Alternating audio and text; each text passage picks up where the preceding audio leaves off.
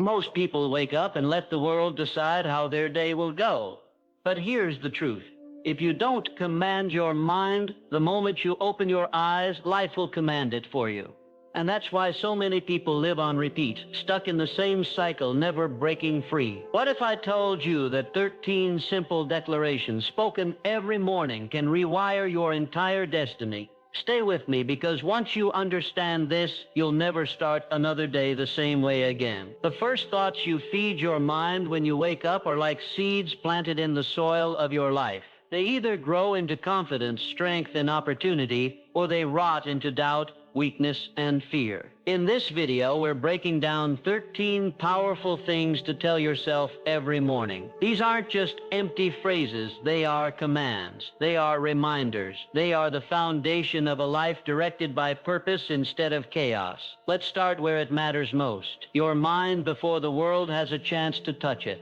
The power of your first thoughts each morning. Consider the profound silence that exists in the sliver of time between sleep and waking, that sacred space where the soul has not yet fully returned to the burdens of the body and the world has not yet made its demands. This moment, this first fleeting instant of consciousness, is the most critical battlefield you will ever know. It is not a battlefield of flesh and blood, but of spirit and intention. The world, in its relentless pace, does not wait for you to gather your strength. It begins its assault the moment it senses you are awake. The easy, the automatic, the path of least resistance is to reach for the sleeping phone, to illuminate the screen and immediately flood your pristine mental space with the chaos of the world. The news of conflicts, the gossip of strangers, the curated highlights of others' lives that serve only to dim the light of your own. This is how the world sets the tone for you. It speaks its language of lack,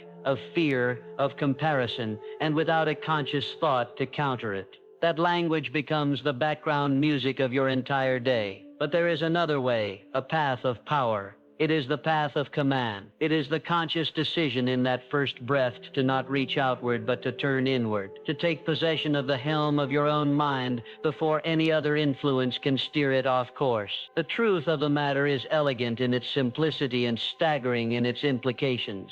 The quality of your morning dictates the trajectory of your day, and the collective sum of your days is what we call your destiny. This is not a metaphor, it is a fundamental law of being. A mind that is greeted with weakness, with anxiety, with the scattered energy of other people's agendas will move through the hours that follow like a ship with a broken rudder, tossed by every wave and subject to every wind. It limps forward, reacting, defending, barely surviving. Conversely, a mind that is first fortified with strength, with clarity, with a sovereign declaration of intent, becomes a force of nature. Such a mind does not ask the day for permission. It informs the day of its plan. The circumstances themselves seem to bend and arrange themselves around the unwavering certainty of this commanded will. This is why passive random thoughts are not enough. Borrowed beliefs, adopted from the world, are poison to the spirit. They are the very chains that keep you tethered to outcomes you did not choose. What is required is a deliberate, conscious act of creation through the spoken word. The word is the tool that shapes the formless energy of your potential into tangible reality. To declare something with conviction in that sacred morning space is to issue a command to the universe. It is to lay the foundation of your coming hours, not upon the shifting sand of external events, but upon the solid rock of your own inner truth. These declarations are not hopeful wishes whispered to the sky. They are decrees made from a place of ultimate authority over your own life. They are the intentional planting of seeds in the fertile soil of your subconscious. You would not plant weeds and expect to harvest flowers. You cannot plant thoughts of lack and fear and expect to harvest a life of abundance and peace. The first thoughts are the seeds, and the day is the garden they will grow in. To neglect this is to abandon your own garden to invasive species. To command it is to become the master gardener of your destiny. carefully selecting only the strongest, most vibrant seeds, seeds of power, of grace, of abundance, and planting them deep within, knowing with absolute certainty that they must grow into their likeness in the outer world. The universe is a faithful mirror. It can only reflect back to you the dominant vibration you hold within. And that vibration is set, first and foremost, in the quiet power of your first thoughts each morning. Why your mind must be trained before the day trains you. The substance of your mind is malleable and impressionable, much like soft clay waiting for the artist's hand. In the first moments of the day, this clay is at its most soft, its most receptive. It is ready to be shaped according to a divine design, to be formed into a vessel of strength and purpose. But this state of openness is fleeting. The clay hardens quickly, set by the heat of the day's demands, the pressures of obligation and the weight of unexpected events. By the time the clock strikes noon, for most people the shape of their mind is fixed. They find themselves trapped inside a mood, an attitude, a reactive pattern that they never consciously chose. They wonder how they became so irritable, so anxious, so defeated, not realizing that the mold was cast in those critical first minutes of the morning when they left the clay of their mind on the table for the world to shape. The world, of course, is always waiting. It is an eager but indifferent sculptor. It does not care for your dreams or your peace. It has its own demands, its own distractions, and its own doubts, and it will pour all of them into the open vessel of your awareness if you do not first seal it with a word of power. If you do not speak to yourself first, clearly, deliberately, and with authority, then the world will speak for you, and its language is one of limitation, of problem, of fear. It will tell you all the reasons why you cannot, should not, must not. It will train you to see obstacles instead of opportunities, to hear criticism instead of guidance, to feel burden instead of purpose. This is the training the world offers, and it is a rigorous and effective curriculum in defeat. To avoid this fate, you must become the trainer. This is not a passive hobby or a nice-to-have spiritual luxury. It is the most essential survival practice of a conscious life. These morning declarations are your tools of empowerment. They are the shield that deflects the incoming arrows of doubt and distraction before they can ever pierce your peace. They are the weapon you wield to cut through the tangled vines of fear and confusion that the world will inevitably grow in your path. This daily practice is the fight for the one thing that truly matters: control over your own life, your own peace, and your own future.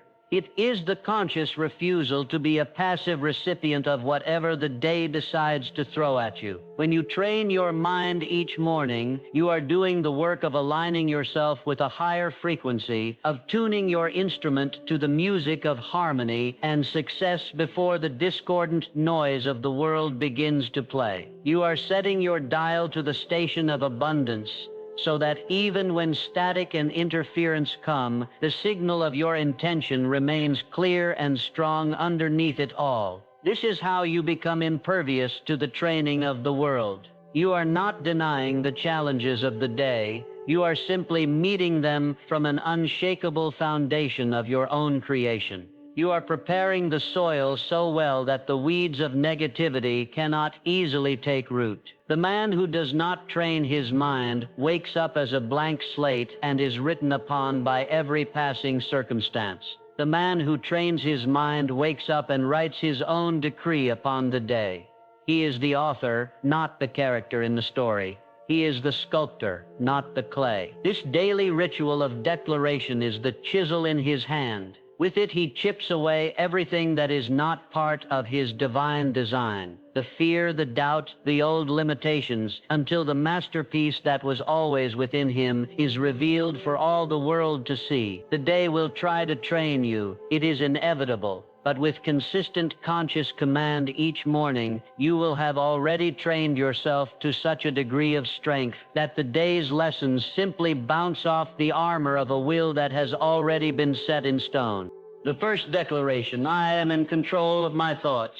In the profound quiet of the awakening moment, before the world has imprinted its own agenda upon your consciousness, there exists a point of pure, untapped power. It is from this point that all creation flows, and it is here that the most critical declaration must be made. This is not a complex philosophy to be debated, but a simple, sovereign truth to be asserted. I am in control of my thoughts.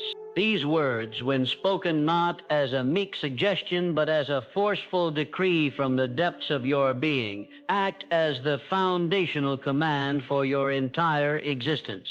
To understand their power is to understand the very mechanism of reality itself. The world you experience externally is nothing more than a projection, a physical manifestation of the internal world you have constructed with your thinking. Your thoughts are the architects, the invisible forces that draw the blueprints for your life, shaping your circumstances, your relationships, and your fortunes long before they ever take tangible form. To believe that your thoughts control you is to live as a prisoner in a cell of your own making, a passive passenger on a journey you did not choose, subject to every storm and every wrong turn.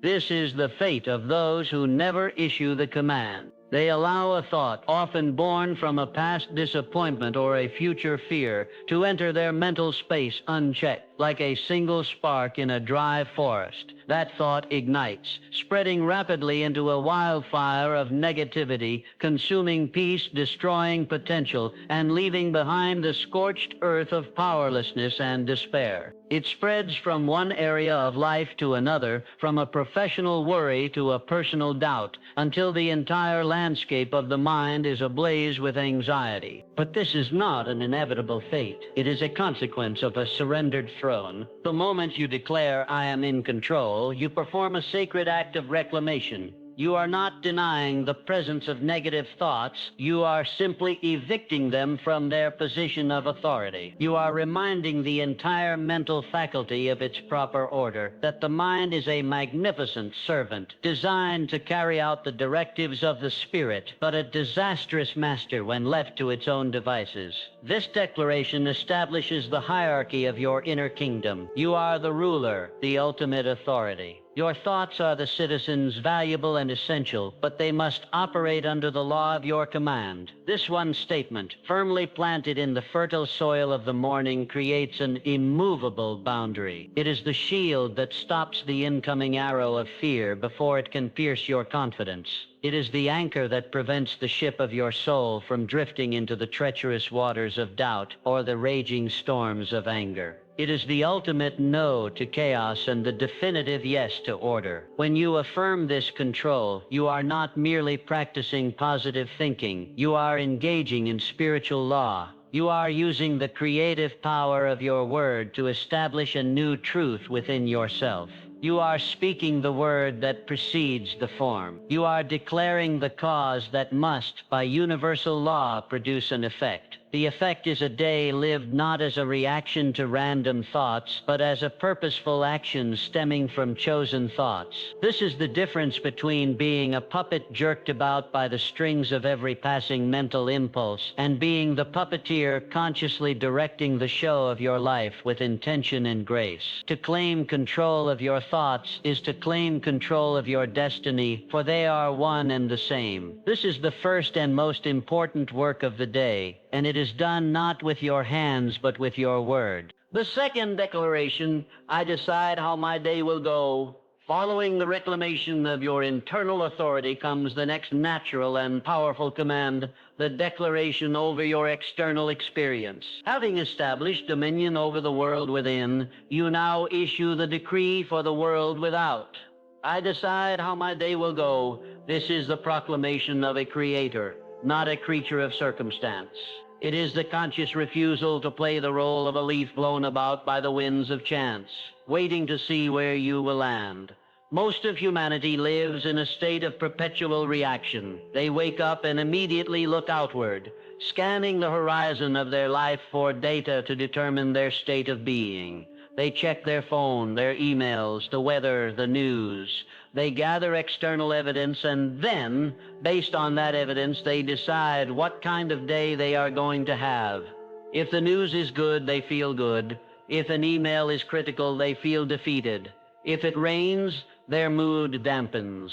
This is the definition of weakness. It is handing over the remote control of your inner state to the external world, which is chaotic, unpredictable, and utterly indifferent to your well-being. It is a life lived by default, a constant negotiation with conditions. To declare, I decide how my day will go, is to take that remote control back and to change the channel to the station of your choice. It is the understanding that your state of being is not a result of your conditions. Your conditions are a result of your state of being. You are not waiting for the day to present itself so you can feel a certain way. You are deciding how you will feel and thereby commanding the day to arrange itself in harmony with your command. This is not a denial of reality. It is the creation of a higher one. It is the recognition that challenges and obstacles are not anomalies. They are part of the texture of life. But the person who has declared their authority in the morning does not meet a challenge and then decide how to feel about it. They have already decided, they have already planted the flag of their intent on the beachhead of the new day. So when a challenge appears, it does not bend them because they have already declared, we bend the day. The challenge is simply met from a place of pre-established power and resolve. It is filtered through the lens of their declaration, becoming not a crisis but an event to be navigated, a problem to be solved, or even a disguised opportunity to be uncovered. This declaration is an act of immense spiritual power. It is you as a conscious being using your faculty of choice to set the trajectory of your entire day. You are planting a seed of perfect outcome in the invisible realm, and your unwavering faith in this decree is the sun and water that causes it to grow into visible form throughout the hours that follow. You are not hoping for a good day, you are commanding it. You are not wishing for things to go your way, you are decreeing that they must, because you are aligning yourself with the universal law that always supports a firm and positive command. This is how you move from being a victim of time to being the master of it. You are no longer asking, what will today do to me? You are stating, this is what I will do with today. The day has no choice but to obey. The third declaration, I attract opportunities, not excuses. The universe operates on a fundamental principle of attraction, a silent but relentless magnetic force that draws unto you the exact essence of your most dominant and deeply held beliefs. To step into the day without consciously setting this magnetic point is to abdicate your power and allow old, dormant patterns to dictate what you receive. The third declaration, I attract opportunities, not excuses, is the conscious calibration of your entire being's magnetic north. It is the decisive command that shifts your life from a narrative of limitation to one of endless possibility. An excuse is nothing more than a thought form given power, a story we tell ourselves that has the sinister ability to paralyze action and cloud vision. It is a mental prison where the walls are built with the bricks of I can't, I don't have, it's too hard, and what if. People who live in this prison are master architects of their own confinement. They can always, without fail, find another reason why something is impossible. Their eyes are trained to see only the closed doors, the high walls, the locked gates. Their world becomes smaller and more fortified with every excuse they validate. But an opportunity is the divine intelligence of life presenting itself in a new form. It is the invisible door waiting to be perceived, the hidden path that reveals itself only to those who expect to find it. The declaration, I attract opportunities, is not a hopeful wish. It is a command to your subconscious mind to reconfigure its entire perceptual filtering system. Your brain is a goal-seeking mechanism, and it will tirelessly seek out and present to your conscious awareness whatever you instruct it to find. If you believe in a world of lack and difficulty, it will serve you up a plentiful supply of evidence to support that claim. The rude comment, the missed bus, the unexpected bill. It is ever the faithful servant. But when you command it to seek opportunities, it undergoes a miraculous shift. It begins to scan the environment, not for threats, but for openings. It highlights the chance meeting that could lead to a new connection, the article that sparks an idea, the minor setback that contains within it the seed of a better approach. This declaration forces your brain to work for your expansion, not your contraction. You are essentially programming your own radar system. By stating, "I attract opportunities," you are emitting a powerful frequency that resonates with the creative energy of the universe. This energy must then move to match your command. It will arrange circumstances, guide people, and present situations that align with the vibration of opportunity you have put forth. You will find yourself in the right place at the right time, not by accident, but by divine law. The excuses do not disappear because the world has changed. They disappear because you have changed your point of contact with the world. You are no longer a passive recipient of conditions, but an active magnet for blessings. The man who believes in excuses lives in a world of hardened concrete where nothing can grow. The man who declares for opportunities lives in a fertile field where every moment holds the potential for a new harvest. The world is the same for both.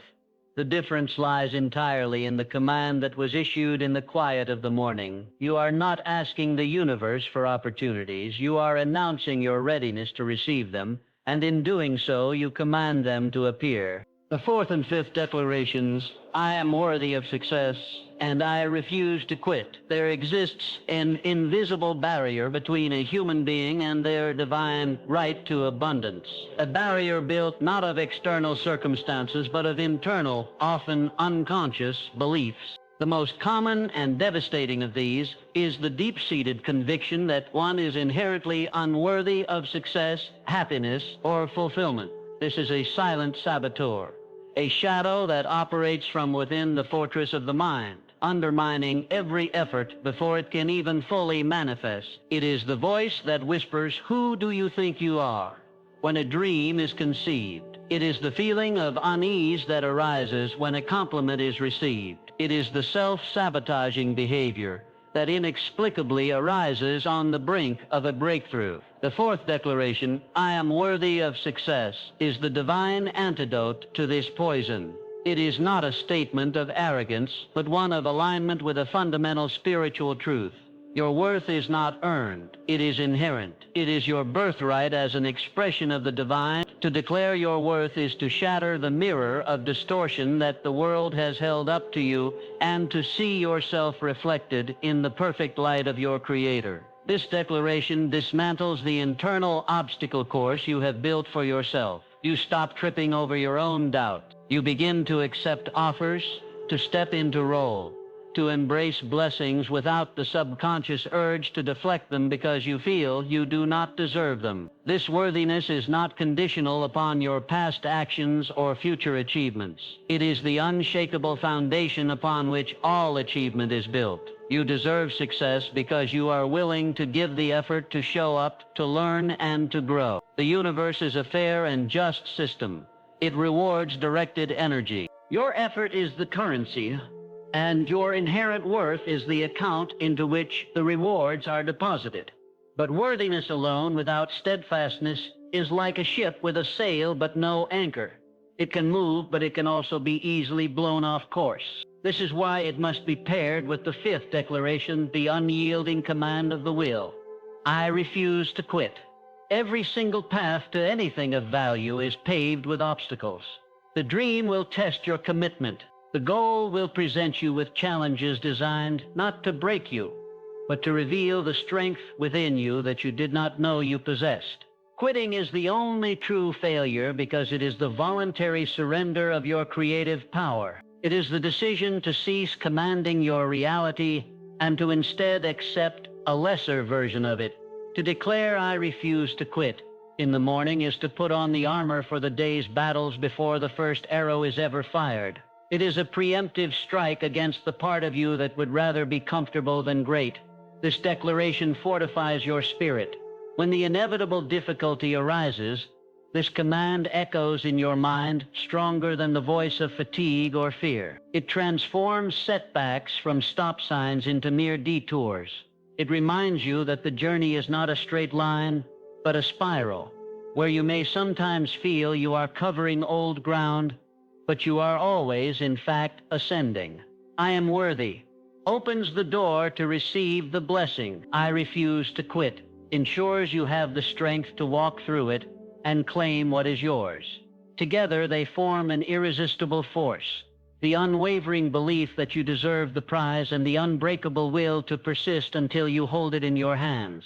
The sixth and seventh declarations, I learn from every failure and I walk with courage. The path of progress is not a pristine, well-paved road. It is a wilderness trail marked by stumbling stones and unexpected ravines. To walk this path with any expectation of avoiding missteps is to guarantee a life of paralyzing fear and minimal achievement. Failure is not the opposite of success. It is an integral and unavoidable part of its curriculum. It is the tuition fee demanded by the University of Experience. The sixth declaration, I learn from every failure, is the alchemical formula that transforms the base metal of defeat into the gold of wisdom. This is a conscious reframing of the entire concept of failure. Most people see a failure as a final verdict, a tombstone marking the death of an idea. They internalize it, allowing it to become a part of their identity. I am a failure. This is a tragic misreading of events. The declaration corrects this by establishing a new law: no experience is wasted. Every outcome, especially those that fall short of your hopes, is a data point rich with information. It is not about you, it is feedback on your approach. To declare, I learn from every failure, is to become a detective of your own life, curiously and dispassionately examining what went awry, not to assign blame, but to gather intelligence for the next attempt. You mine the pain for its lessons. You ask, what did this reveal about my strategy, about my assumptions, about my own readiness? This process strips failure of its emotional sting and its power to halt your progress. It becomes simply a lesson, and a lesson is a thing of value. You are therefore never defeated. You are always learning, always evolving, always moving forward, armed with greater knowledge than you possessed before. This intellectual and spiritual resilience, however, must be powered by a force stronger than fear. This is the purpose of the seventh declaration, I walk with courage. Courage has been profoundly misunderstood. It is not the absence of fear that is ignorance or recklessness. True courage is the sublime quality of feeling the fear, acknowledging its presence, and then moving forward in spite of it, because your commitment to your goal is greater than your commitment to your comfort. Fear is a natural response to the unknown, to the possibility of pain or loss. It is an ancient biological alarm system. To try to eliminate it is futile. The power lies in changing your relationship to it. The declaration, I walk with courage, does not silence the alarm. It simply acknowledges the sound and chooses to walk past it. It is the ultimate expression of command over your own being. You are telling fear that it may be a passenger on your journey, but it will never be the driver. This declaration, made in the calm of the morning, builds a reservoir of bravery that you can draw from throughout the day. When a situation arises that triggers anxiety, you do not have to generate courage in the moment. You have already declared it into existence. You have already chosen your response. You walk forward not because you are unafraid, but because you are courageous. This commanded courage then shapes your reality. It allows you to have the difficult conversation, to take the calculated risk, to stand for your beliefs. It communicates a frequency of strength to the universe, which in turn mirrors back to you circumstances that require and reinforce that very strength. To learn from failure is to become wise. To walk with courage is to become unstoppable. Together, they make you both smart and brave, a combination that is destined to overcome any obstacle the world can present. 13 declarations, 13 commands. 13 reminders that your mind, your day, and your future belong to you. Say them with belief. Say them with force. And most importantly, live them with action. Because life doesn't respond to half-hearted whispers. It responds to bold declarations backed by courage.